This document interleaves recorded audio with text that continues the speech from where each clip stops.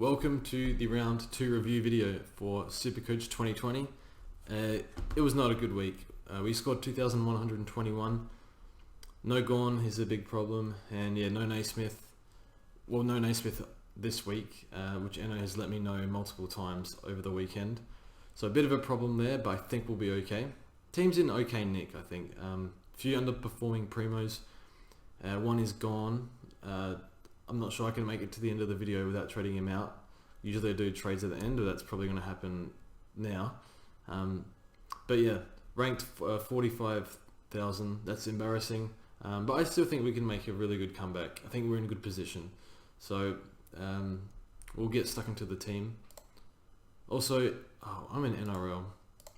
Follow me on Twitter if you want, and the Supercoach Take podcast on Twitter.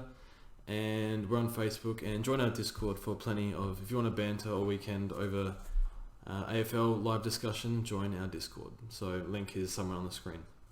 Now, we'll get stuck into the team. So we have 120k in the bank, which is good, and we're going to use that. So Rory Laird is my D1. They're the ever reliable Laird, but not so much this year it seems. It is still early. He's averaging 80. He's probably going to average in the 90s, I think. But I am concerned that the Crows are not going to win a game this year. They are very bad.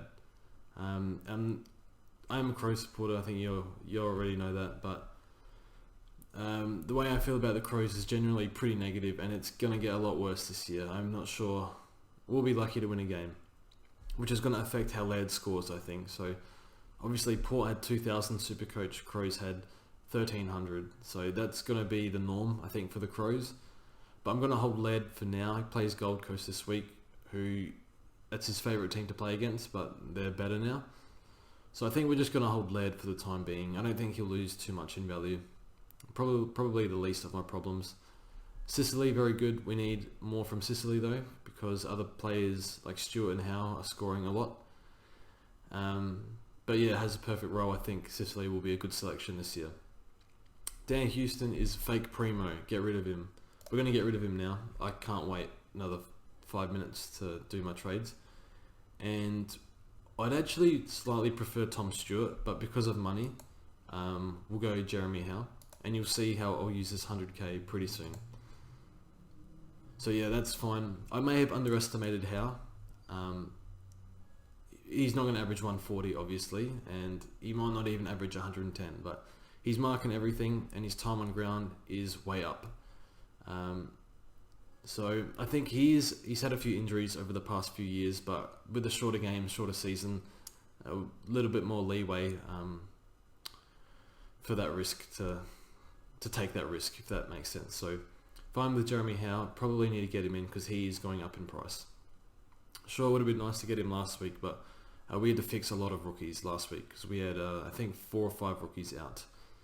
And Sam Doherty, fantastic. So good to have Doherty back. And so now the rookies, obviously failed rookie roulette.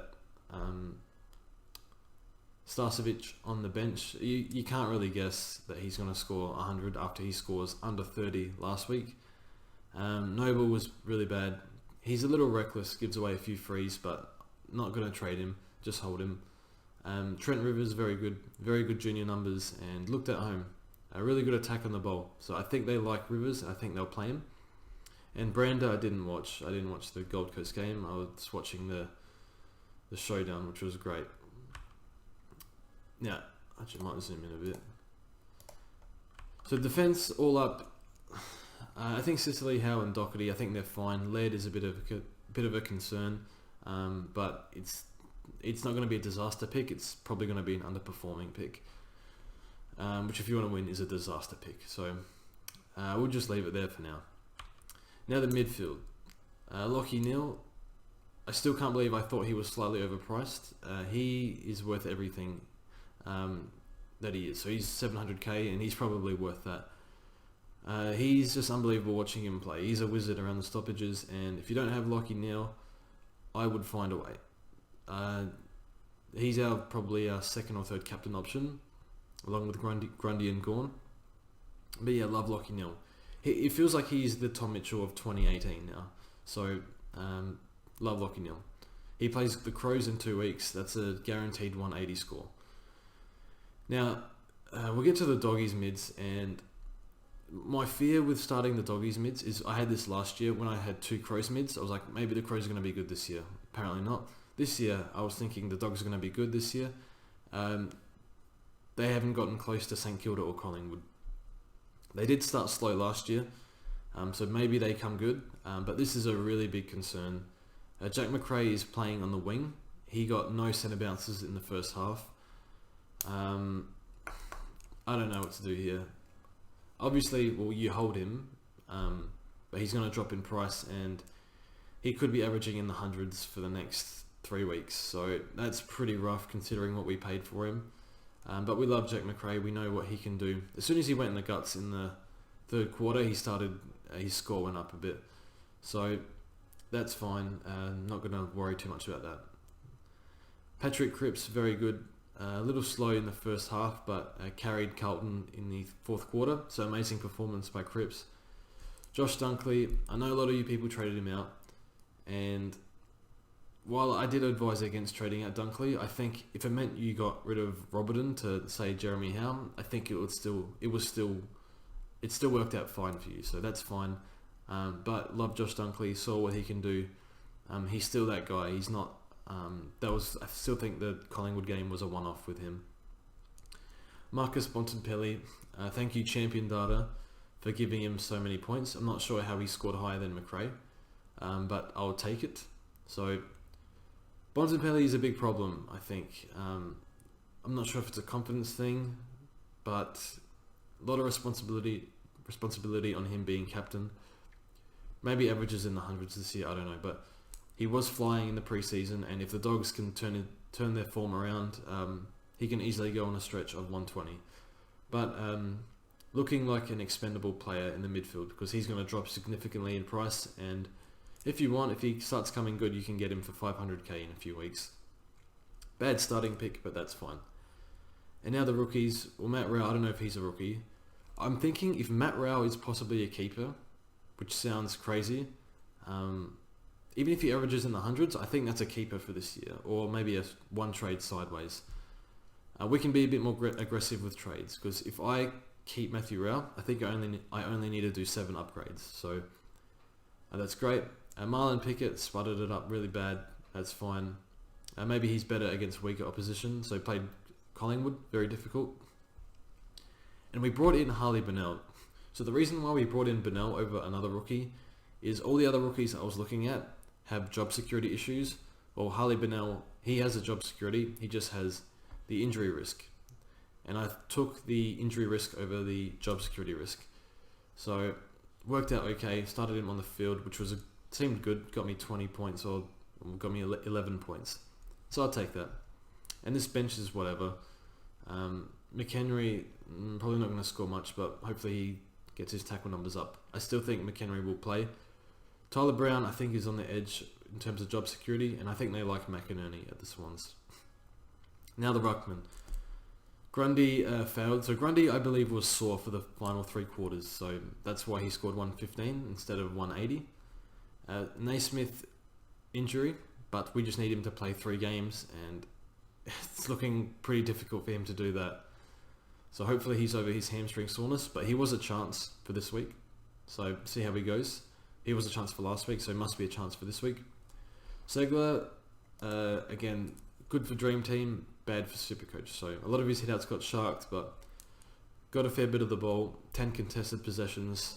I think he's important to the Hawthorn team. So we're just going to hold him for now, but could be slightly underperforming Primo, or quote-unquote Primo. So yeah, obviously no Max Gawn looks really bad, but I still have faith in Naismith if he plays, and we're actually going to get a new ruckman at R3, which I'll show you in a second. You probably know who that is. So now the forward line, Dustin Martin, whatever. Most people have him, I think. BAZLENKAAAA. So yeah, I love BAZLENKAAAA as a player. 126, significant score. 4th ranked forward at the moment. I think you can definitely get Bailey Smith in if you want. I've watched him play. He was just everywhere. He was on the ball pretty much 90% of the game. So no doubt he's going to be, I think he'll be a top 6 forward this year. He's a really good player, trains really hard. I've said that a million times. But yeah, I might actually do another video this week just on Bailey Smith. But yeah, you need to get BAZLENKAAAA in your team. I believe, I might even go and say that he's a must-have at his price. I know Rosie's doing really good. Rosie has played Gold Coast and the Crows, so I expect him not to score as well, but still probably be a primo. But yeah, love Bailey Smith, and even though I had 3 dogs mids, I decided to get another one. So he's actually the #1 dogs mid at the moment, which is pretty crazy. Devin Smith, fantastic. Played really well. I think in the 4th quarter he played really well. King Curtis Taylor, very good. 78, I'll take that. Butterick we had to field. We fielded him over King, which was a mistake, but that's fine. And then we loopholed Darcy Cameron. So we brought in Cameron. I'm not sure he holds his spot, but I figured it just kind of helped. I didn't want to field Max King, which was a bit stupid because that was fine. So while we had the 5 trades, what I wanted to do is just get in as many rookies as we could, because I had Davis, I had Kavara, Tom Green, Zerg Thatcher. I don't know if any of them come back anytime soon. So got rid of all of them, and we got rid of Tom Lynch, who I don't care about anymore, for the better BAZLENKAAAA. So what are we going to do for our second trade? What we're going to do, something interesting I think. We are going to trade Tyler Brown, which is very early, but what we do, Butterick to the mids, Segler forward, and we're going to get in Pitternet, who we can just afford. If I know how to find him. Oh my goodness, this thing never scrolls down. Okay. Pitternet. There we go. So while it looks like a lot of money on the R3 bench, we can actually field Pitternet this week because Naismith is playing either nobody because he's injured or gone. So we can just do that. I expect Naismith and Pitternet, if they play, to be 400k within 3 weeks. So that will be really good. So that's what the team looks like. I can't ever do this. Get it lined up, right? So I think the team's in pretty good nick. Obviously using 7 trades, not ideal, but I'm aiming to save trades over the next 3 weeks. Trying to save all 4 over the next 3 weeks. So that should be good. And I think maybe Darcy Cameron on field. See how we go. And yeah, we'll captain Grundy. So who's captain? Grundy into Neil. Very easy. Thanks for watching, and yeah, we'll see you soon.